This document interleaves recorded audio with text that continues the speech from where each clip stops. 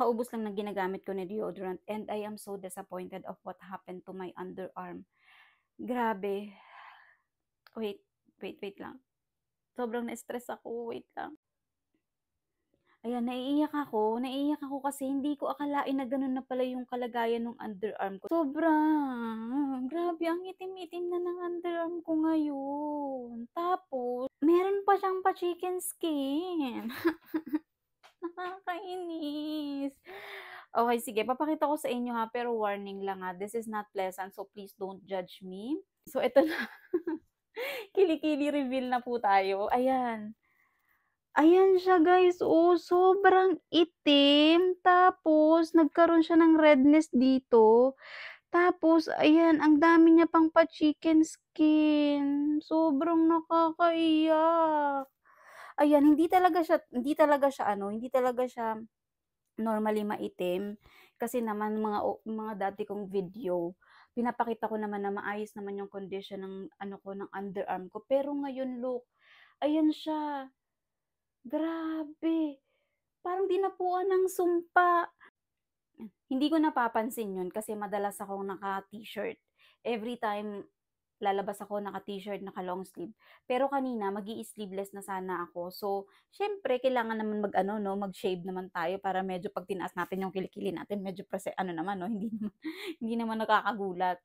But then again, ayan nung magse-shave na ako, Diyos ko Marios, gumulantang sa akin yung madilim na katotohanan na nangyayari sa kilikili ko ngayon. So ngayon nai-stress ako, anong gagamitin ko?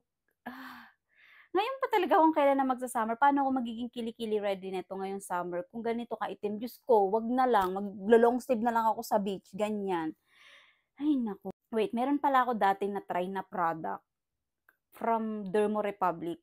Alam ko na ano ko na yun, eh, na-try ko yun isang beses, pero hindi ko na siya tinuloy muna kasi meron pa akong ginagamit. Hahanapin ko lang, tapos pakita ko sa inyo. So eto yon, eto yung sinasabi ko sa inyo, eto yung Dermo Republic Underarm Cream with Sakura Fresh. Okay, sabi dito it has sakura extract that helps brighten the skin, tapos meron ding alpha-arbutin na nagre-reduce ng pigmentation which is yung mga chicken skin sa balat. Meron din siyang tea tree extract para maging odor-free yung iyong underarm. So, eto, sige, eto muna yung gagamitin ko for 1 month. Yan, so tingnan natin kung ano yung magiging effect niya sa kilikili ko after natin siyang maubos. Yan, ido-document ko 'to kasi para naman mabalikan natin kung anong nangyari, 'di ba? Yan, grabe kawawa talaga siya, oh. Diyos ko Mariosep, kilikili ka pa ba? Hmm, yan.